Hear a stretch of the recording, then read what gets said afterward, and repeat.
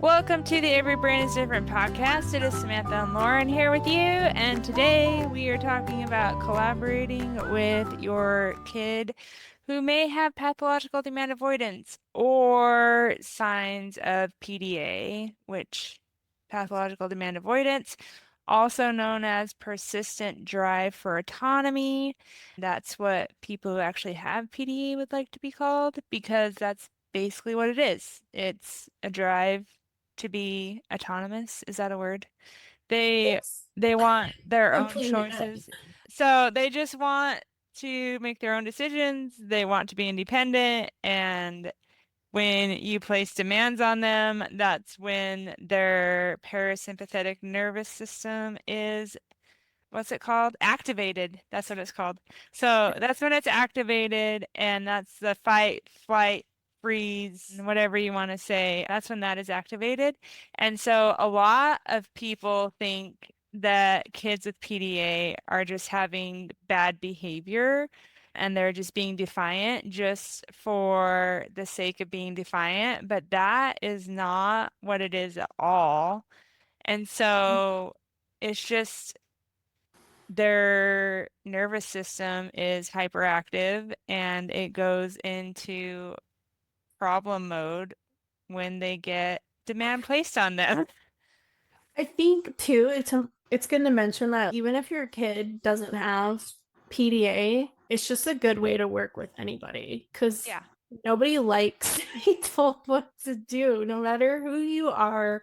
And so it's just whether your kid has it or not, all of the things we're going to talk about can be beneficial. So, Yeah, that's what I like about it. That even if your kid doesn't have PDA and they look like they're being defiant just for the sake of being defiant, they're not. They don't do things just to get in trouble. They don't do things just to make you mad. And if they do those things, then that's another diagnosis entirely. So maybe yeah. get that checked out. If their true motivation when they do something is just to do it to make you mad, then you should get them in counseling or something. I don't know. There's more going on. Yeah, yeah. But usually there's an unmet need that's not being addressed. And so that's what we're talking about today is just how to help kids who maybe look like they're defiant all the time and what might actually be going on. And so when you're parenting a child with PDA, you can't demand, you have to collaborate, you have to make it seem like it's their idea. And this is not manipulation. A lot of people will be like, oh, you're just manipulating them by like making them think that it's their idea and it's not their idea. It's just working with their brain to help them get through life because they're going to have demands placed on them throughout their whole life. And so they need to learn how to deal with that. And so doing this can help with that. Think it as a cheat Yeah. code.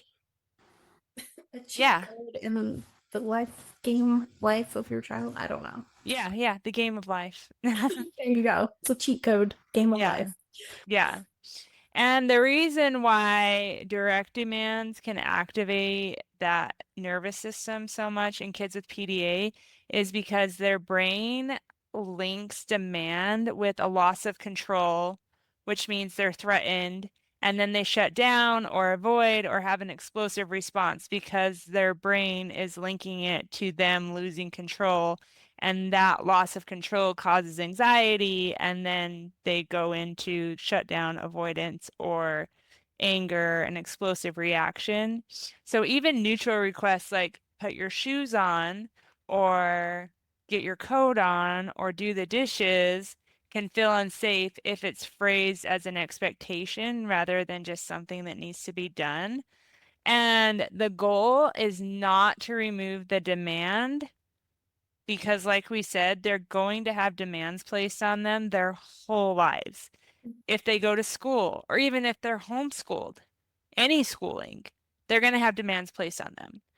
When they get a job, they're going to have demands placed on them. Even if they work for themselves, clients are going to place demands on them. And so they Yeah. need to learn how to act when they do have demands placed on them.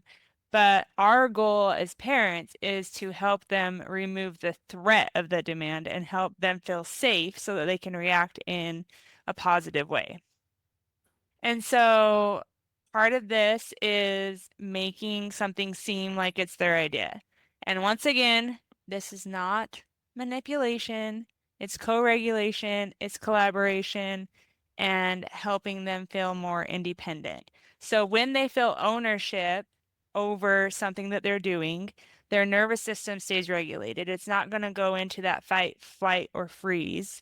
They're going to feel safe. They're going to feel like they're okay. They're not going to have that avoidance or shutdown or explosive behavior that you see when they feel unsafe. So, examples of this, of shifting from demand to collaboration, might be instead of saying, you have to get dressed right now, you can say, what's your plan for getting dressed today? Or what do you want to put on first? Or do you want to get dressed before you eat breakfast or after you eat breakfast? Or do you want to take a shower before you get dressed? Stuff like that. So just offering choices and offering them control of when they're going to do it goes a long way. And then another example of this is we're leaving in 2 minutes. Well, that's a demand. It's going to send them into fight, flight, or freeze. So you could say, do you want to grab the blue bag or the black bag when we go? Do you want to put on your tennis shoes or your other shoes?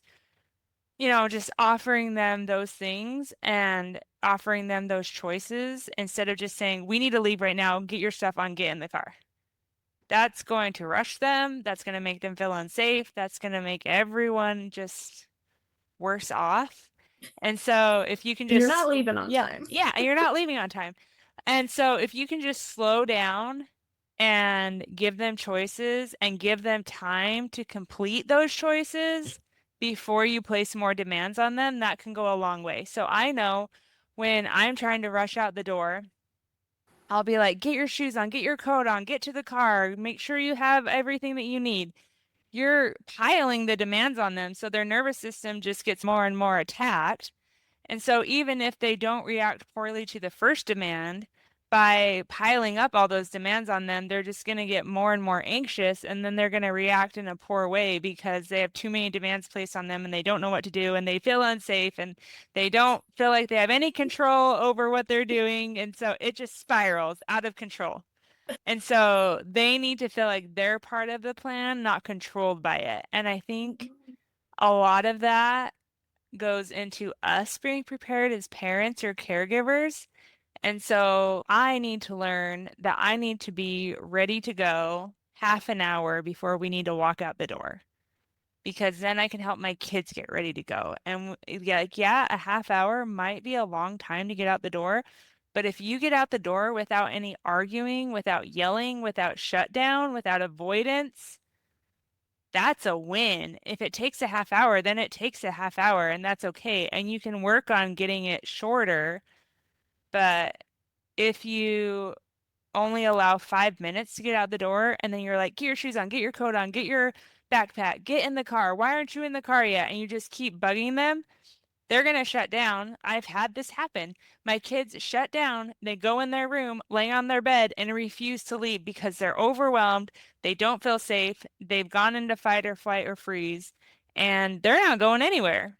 And so then I have to end up either taking more time to get their body to feel safe or just picking them up and dragging them to the car, which nobody likes to do. No. Nobody wants to do that. And that just makes them feel even more unsafe. Yeah. Just escalates more and more. Yeah. And so I think the biggest part of getting something done is just giving them time to do it. So not rushing so much to get stuff down. And I know for me at least, like I have ADHD. A lot of times I leave things until the very last minute, and that includes things that I need my kids' help with or that my kids have to do. And so I'm rushing around being like, do this, do this, do this. Well, that doesn't feel good to anybody, especially a kid who has PDA who needs time to process things. And then you're just telling them to do all these things, and then they get overwhelmed. No wonder they're going to react poorly. But if you say, hey, like at the beginning of the day, you can say, hey, these are the things that need to get done today. When do you want to do them? and then let them choose when they do them. Like, I don't understand my son who we're homeschooling now. He will wait all day to read, but he gets his reading done, and that's all that matters. Like me personally, I would probably do all my schoolwork at the beginning of the day, and then I would have the rest of the day not to worry about it. But that's not what he likes. He likes to take his time. He likes to do one subject, wait a little bit, do another subject, wait a little bit, do another subject. That's okay. Unless we have to be somewhere all day, then there's Have no reason why he flexibility. can't do that. So I think it's interesting and it's hard when you're neurodivergent as a parent and you have a neurodivergent kid because neurodivergent people tend to be concrete thinkers, think there's only one way to do something. And so when you both think that there's only one way to do something, then that's when you're going to have problems. But if you as a parent can be flexible and be like, does it really matter if my kid does school for 20 minutes and then waits an hour and does school again for 20 minutes and waits an hour? Does that really matter? Or are you going to make a huge deal out of it and say you will do all your schoolwork before 9 o'clock in the morning? I don't know. Maybe they wake up at 6 o'clock in the morning and that's your family. That was really early. Maybe don't do all your schoolwork by 9 o'clock. Actually, I know some people who do that. So the point is, you do you. Yeah. And as a parent, it is your job to show flexibility. And you can talk that out with your kid. You can say, oh, I thought it would be easier if you did this. But honestly, your plan is fine. If you want to do it like that, that's totally fine. And you can say, I can be flexible with you. And you can say that out loud so that they know that you're being flexible.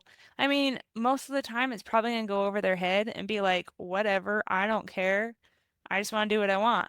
But if they keep hearing that from you, then they'll learn that they can be flexible too. It's kind of it's modeling that Hmm. self-regulation. Like, I would rather you do this, but I can be flexible and allow you to do it how you want to do it. And maybe don't even say that. Just say, oh, that's a good plan. You know, that plan Glad you sounds have a great. plan in I'm glad place. you have a plan. So if they're arguing about when they're going to do their schoolwork or they're arguing about doing their schoolwork, you can just say, what's your plan to get it done?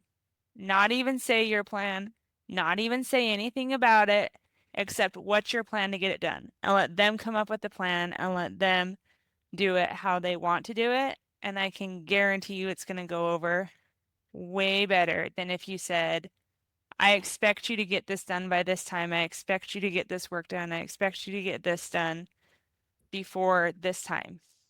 Like, just let them do it the way that they want to do it.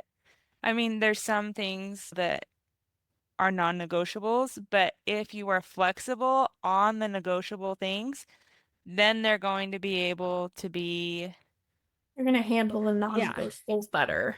yeah, they're going to handle the non-negotiables better for sure.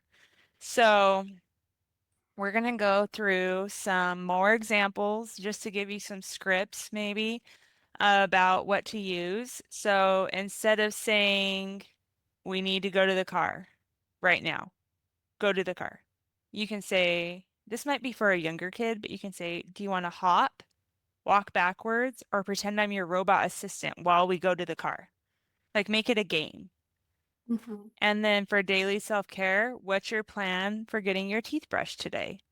What's your plan for combing your hair? And also talking about if they do it, then they do it, no matter how they do it.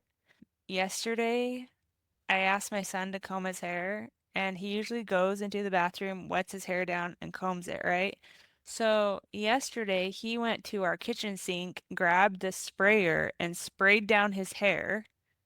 He didn't make a mess. It wasn't bad at all. Like, nothing was wrong with that.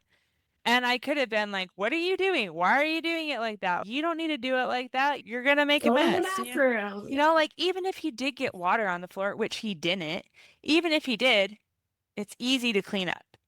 You just grab a towel and wipe it up? And so I could have made a big deal about it and been like, we only comb our hair in the bathroom. But you know what? He was stressed. There was somebody new in our house. and he didn't know this person, so he was probably a little bit stressed, and he was just being funny and wanted to do that instead. And so I didn't make a big deal out of it. But I guarantee you, if I did make a big deal out of it, there would have been explosive behavior or shutdown. And so just remember to be flexible about letting your kids do the thing their way, even if it's not how you would do it. That's okay. Totally fine. Mhm.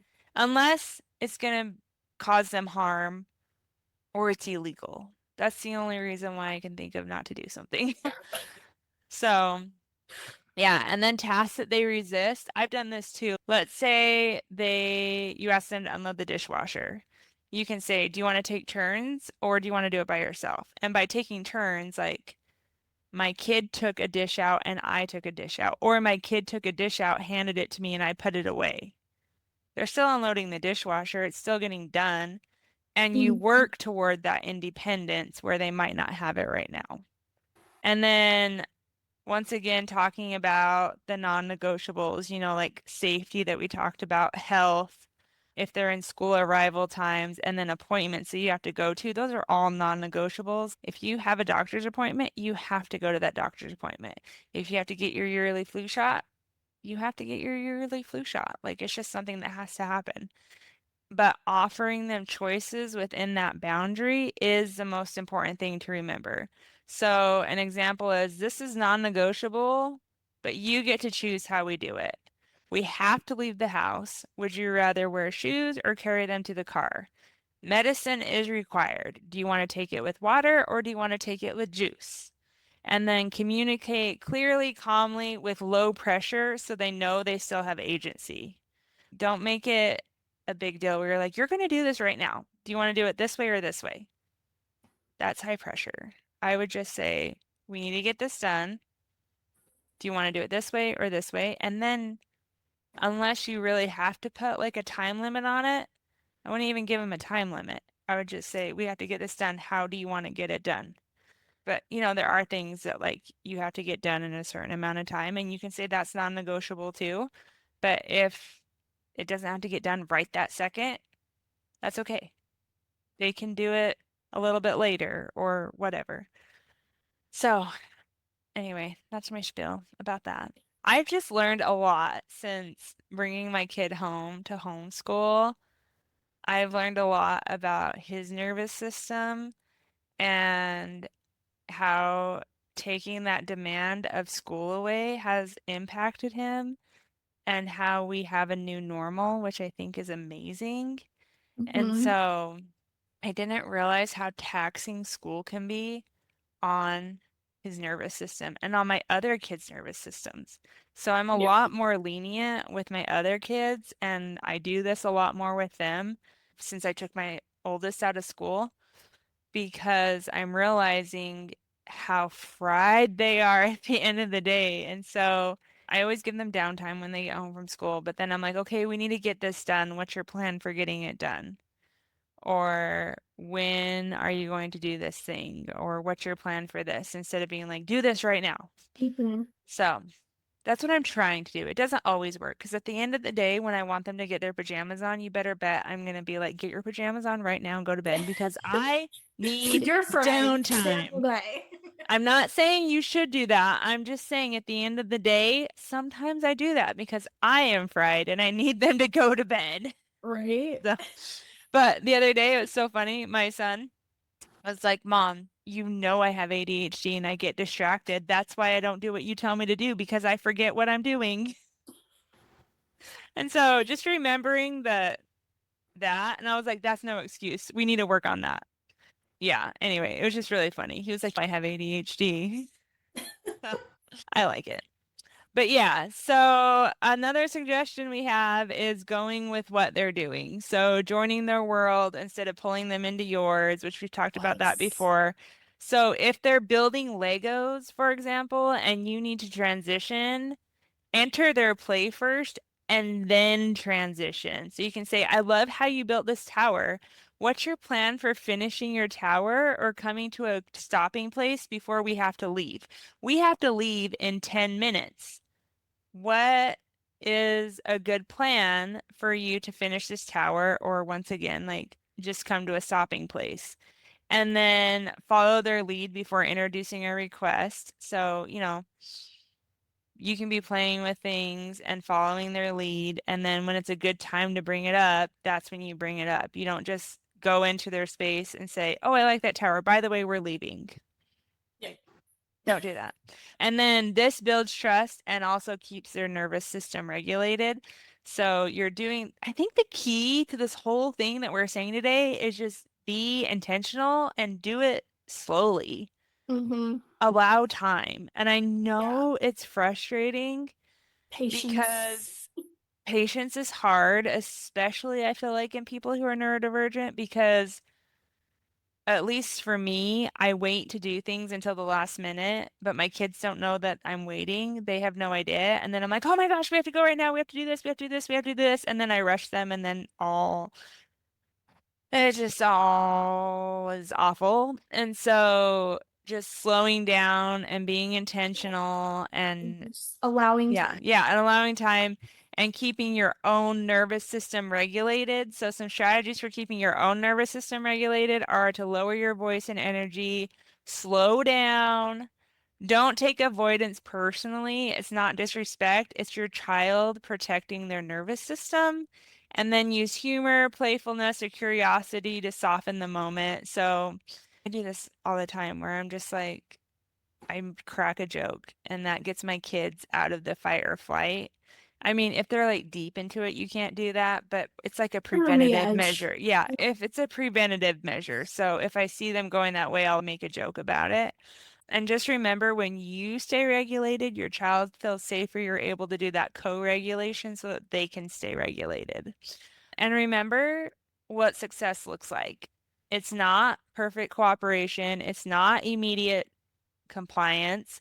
Success might be less pushback, smoother transitions, more connection and trust, all those different things. I think the biggest success is having a child who feels safer, heard, and capable of doing what you ask them to do rather than feeling unsafe, having their nervous system activated, being in shutdown mode or being in avoidant Mm-hmm. mode. And long term, you're focusing on building their autonomy, not necessarily their obedience. You're Yeah. just helping them be, I don't know, a productive human, Yeah. like someone who's able to be in society without being anxious all the time. I think that's the Mm-hmm. whole goal. That's my goal for my kids. Yeah. Just being without being anxious would be amazing. So, just to recap, PDA is a nervous system profile. It's not a behavioral problem, like we've talked about before, and collaboration beats demands every time. So, if you learn to collaborate with your kid, work with their brain, you're going to have better outcomes and honestly more obedience and compliance than if you just demanded that they do everything because you're the parent and I'm the parent and you will respect me and you will do what I say and don't do that. And then make it their idea. So, like the tower, the Lego tower, you're building a Lego tower with your kid. Well, what's your plan for coming to a good stopping place? What's your plan for ending this activity so that we can go do this now? So, just make it their idea, work with them, use scripts, experiment, and be flexible. Like, you can experiment and see what works for your kid and have a flexible mindset. So I know it's really easy to be like, this is how it's going to go. I'm going to do this and then this is going to happen. And then it doesn't happen. You're like, what Never happened? happens. Yeah, yeah. And so Trial just, and error, guys. Trial and error. yeah. And you know your kid best. So just do what feels right with your kid. But if you would like help with this, if you would like help with the scripts, if you would help knowing what to say, we do have a PDA cheat sheet for you, and that can be found at the link in the show notes. It's Every Brain is Different. You can just go to everybrainisdifferent.com, but we will have the direct link for you in the show notes. So, with that, thank you for listening. Go check out the cheat sheet. I Yes. like it. I made it, so that's why I like it. And is it useful? It is useful. Does it I work was for like, you? dang, this is awesome. I was reading through it like before, like the last time before I had it ready. Mm-hmm. And I was like, wow, I would like this. And so anyway, pat myself on the back. But yeah, it's a quick read. It's easily digestible. It just gives you some quick scripts that you can use, gives you some quick ideas about what PDA is and how to work with your child. So you can download that at everybrainisdifferent.com. But yeah, and with that, we will see you next week.